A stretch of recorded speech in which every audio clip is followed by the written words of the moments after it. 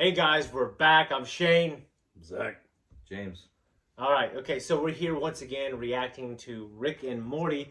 I have got the pleasure of seeing and reacting to it once before. I've seen everything except the most recent season, and they haven't seen it at all. So we are on episode 2. What did you guys think of the first episode? I loved it. I wasn't sure if I was going to. Yeah, I'm glad you love it. I love it quite a bit. Yeah, it was amazing. I tell you what, when it first came on, I was like, this is interesting. It was so fast-paced, though. It kept my attention the whole time, and I'm really excited to see where it goes. Yeah, there's a lot of just a great adult shows. Like, you know, one of my favorite shows growing up is The Simpsons. It's always got a special place in my heart. Yeah. You know, South Park's okay. King of the Hill. King of the Hill is probably my second favorite show. Beavis and Butthead. I like Beavis and Butthead. You know, yeah, and this, you know, this is one of the newer ones I've watched. It's just really damn good. So. And this one kind of reminded me of many of the ones you kind of mentioned, like little pieces of all of those. Like you could tell it was inspired. Standing on the shoulders of giants. Yes, absolutely. That being said, I love this show. I can't wait to get into the next episode, guys. So, you guys don't have anything else to say? We'll go ahead and start. Let's get her started. All right, cool. Why are you looking at me? You want to go outside? Outside? Outside?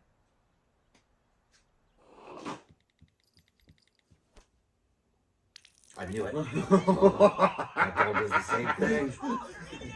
You can enter people's dreams, Morty. It's just like that movie that you keep crowing about. You talking about Inception? That's right, Morty. This is gonna be a lot like that, except, you know, it's gonna maybe make sense. Allah Akbar! We're gonna take control of this plane. We're gonna 9/11 it. Oh my god. Take cover, Morty! This is a dog. Oh yeah, this should play out just fine. You said the same thing, equally sarcastically, at our wedding, and guess what?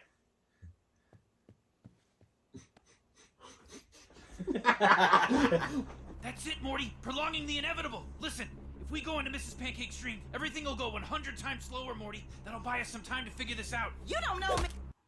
Whoa.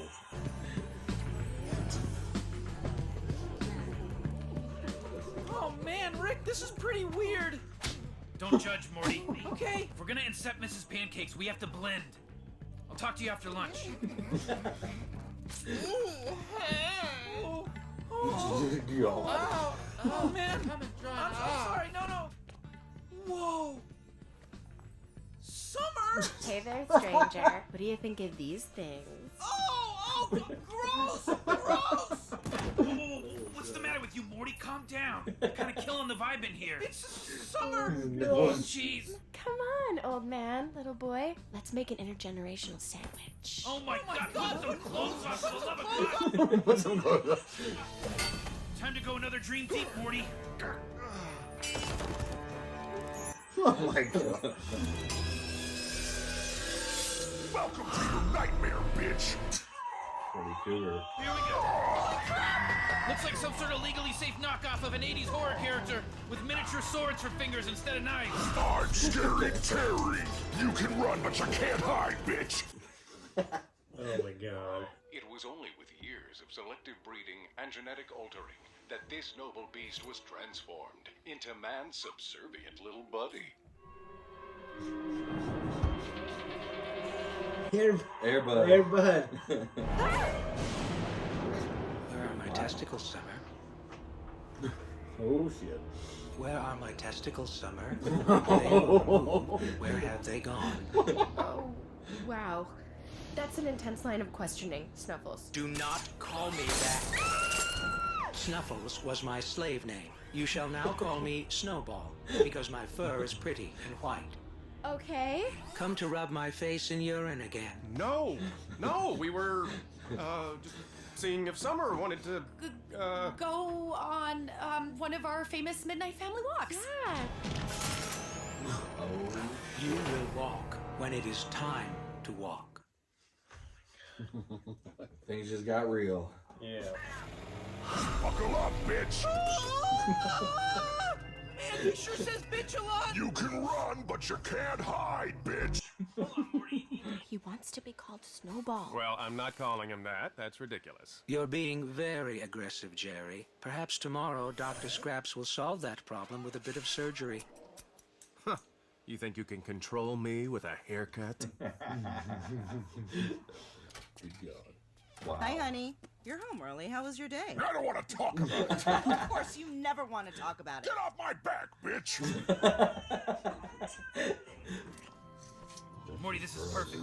After a little scary coitus, they should be Scary fast coitus. asleep, and then we'll incept him. Bitch. Oh, come on, Terry. You can't think of a pun involving pumpkins, bitch? Hey, leave him alone! Who cares what stupid pun you make when you kill someone? Why don't you let the poor guy say whatever he wants? What?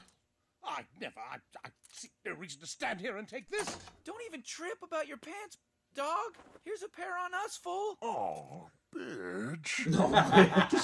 You don't need to say anything. We got you, dog. You're our boy, dog. Don't even trip.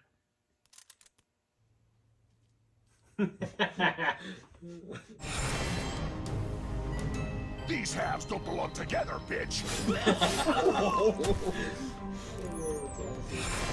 Sex is sacred. Oh, wow. This is because you don't give Morty Smith good grades, bitch. Holy crap, god damn! Well, one thing for sure, I'm giving Morty an A in math. Yes. That's my idea. That is an original thought. He's like a cross for Al Sharpton and Ron Jeremy.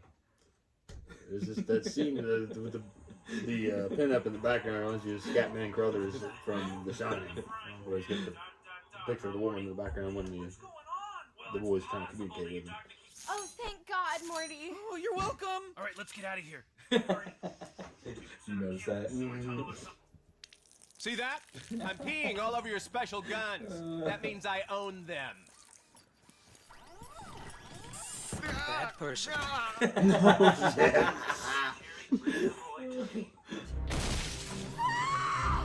Please, please don't kill me. What's she saying, Bill? I think she's saying I love lasagna.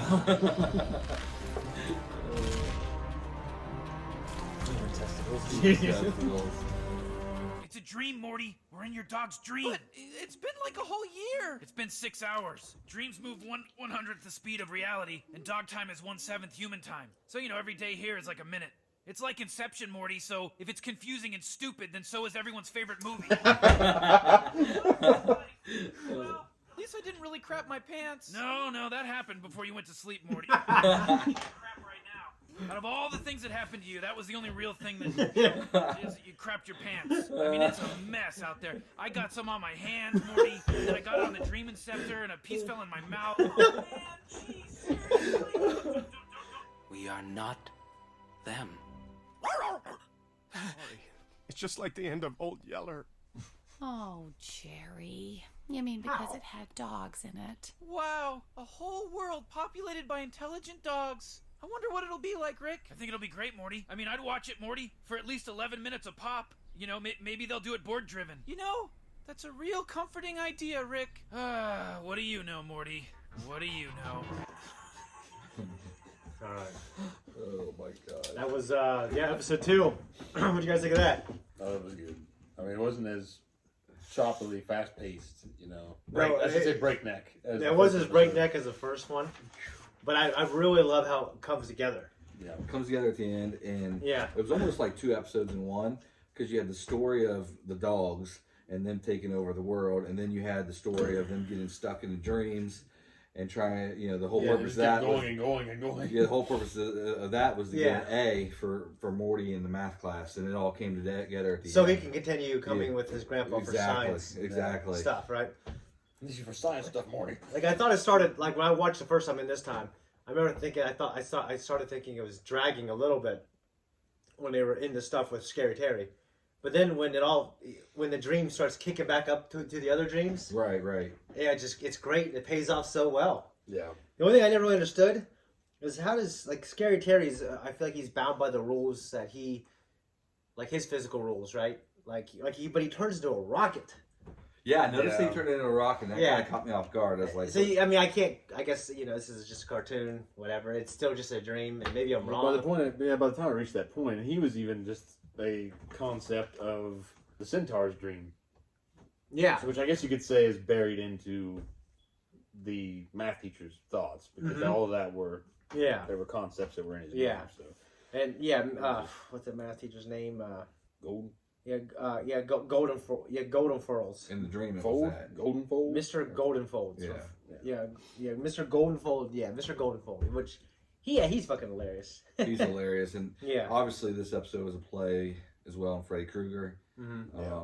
I'm not sure how familiar you guys were with that. Not really. Out there, not in here. Yeah. I'm sorry. But growing up, I was terrified of Freddy Krueger. I mean, when I was really young, younger than 10, I remember having nightmares. Really? That Freddy Krueger was coming. Because the whole premise of him was, dreams. He got you in your dreams. Yeah, I never really... What got me when I was young was Jaws. Not going in that fucking Maybe it was water. aliens. It's not happening. Aliens, Earth skies, stuff like that, yeah. Oh, okay. So, I love this episode. What are some of the funny things that stood out to you guys? Do you remember any? How the writers of this episode kind of reversed the dog-human dynamic. Mm-hmm. And when the father pissed on the weapons, bad person. The dog goes over, says bad person, rubs his face in his own piss. And the Mrs. Pancake's dream, where the sister shows up. Yeah. And then he was just put some clothes on, for God's sake. And when Rick shows up, he's got fucking shit hanging on. Yeah, but what's funny is like Rick and Rick and Morty both got to the point where they put the clothes on. Yeah. To the point where it started disrupting the dream. Yeah. What did they say? What did the centaur say when he showed up? It's like basically something is in the sex zone is punishable by death. Yeah. Them disrupting what was all the sex. It's punishable by death.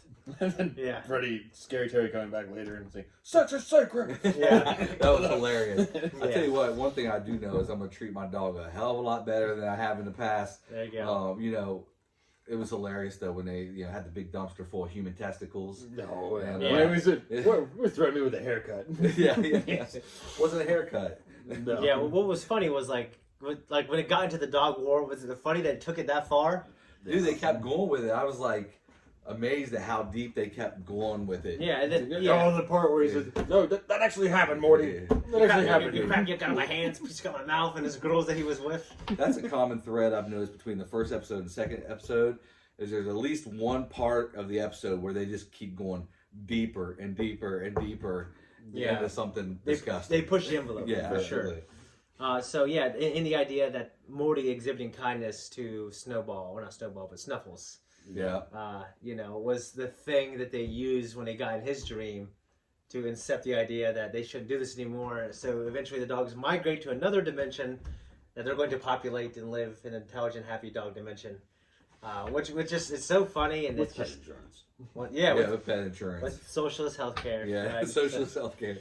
I loved it. There's many more to come. Anything you guys have else to say? No, I thought it was still enjoying it. Yeah, I thought it was a great episode. Yeah. Look forward to more. The chemistry between Rick and Morty. I mean, it's what they're great. It's great. They're great. Rick he's just a funny ass drunk. But Yes, he's also very smart. Something I noticed is the only time I've really seen him show any kind of compassion through the first two episodes, was when he was showing compassion to Scary Terry in Scary Terry's dream. Yeah. In the classroom where he got ripped to shreds. Rick can be, I mean, he's a complex character because very complex. He's very nihilistic and pessimist. He's a pessimist. Doesn't really believe anything but himself and science. But then he's definitely a hedonist.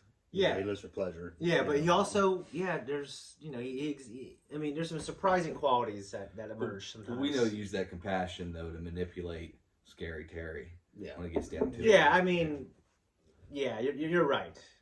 I'm just saying that he's sometimes using Morty to further his ends. Yeah. I mean, I will say that. Just keep watching. Yeah, I mean, he's a complex character, but you're not far off.